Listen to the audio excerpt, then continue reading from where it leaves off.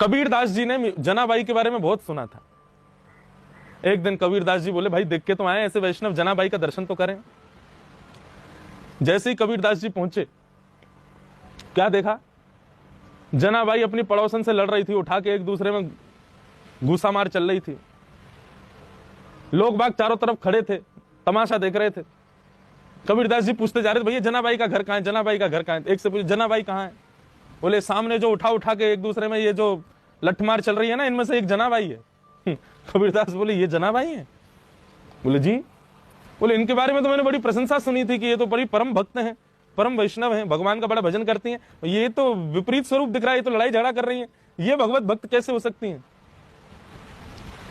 कबीरदास जी के मन में संशय आया और कबीरदास जी जनाबाई के पास गए और जनाबाई के पास जाके बोले, भाई जी क्या बात है, क्यों लड़ रहे हो?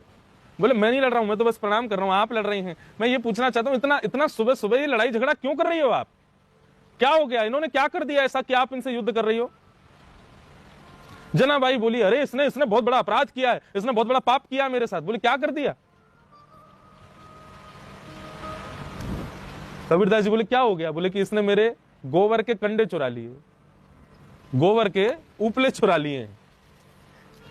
कबीरदास जी के मन में आया, बोले किसी ने गलत इंफॉर्मेशन दे दी मुझको कि ये परम भक्त हैं। बता, अरे रुपया पैसा जमीन जायदाद के लिए लड़ना हो तो चलो समझ में भी आता है, गोबर के कंडों के पीछे कौन लड़ता है भाई, और वो भी इतनी बुरी तरह से? ये वैष्णव नहीं हो सकता। वैष्णव तो सदैव विवादों से दूर रहता है, विवादों से बचता है। कबीरदास जी बोले, देखिए माताजी अब इतना युद्ध मत करो, 2-4 कंडे मैं खरीद के लाके आपको। बोले नहीं नहीं, मुझे मेरे ही चाहिए। बोले ये कंडों में तेरा मेरा क्या होता है, कंडा तो कंडा होता है, किसी का भी हो। जनाबाई बोली, तुम नहीं समझोगे, मुझे मेरा ही उपला चाहिए, मेरा ही कंडा चाहिए। कबीरदास जी समझौता करवा रहे थे।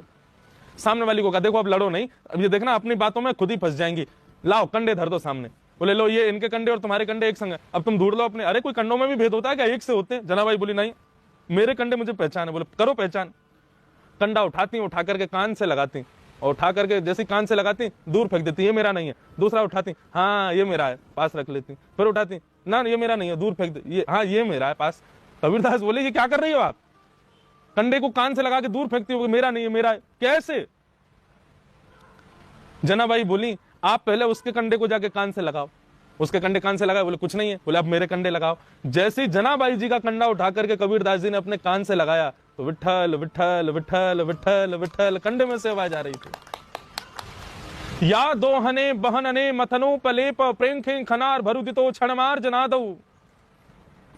ये कोई बंधुओं केवल जनाबाई के साथ घटी घटना नहीं है। ठाकुर जी जब ब्रज में लीला करते थे उस समय हमारे ब्रज वृंदावन में भी ऐसा होता था। क्यों? उठते बैठते सोते खाते पीते गोपियां गाय का दोहन करती थी तो भी कृष्ण कृष्ण कृष्ण।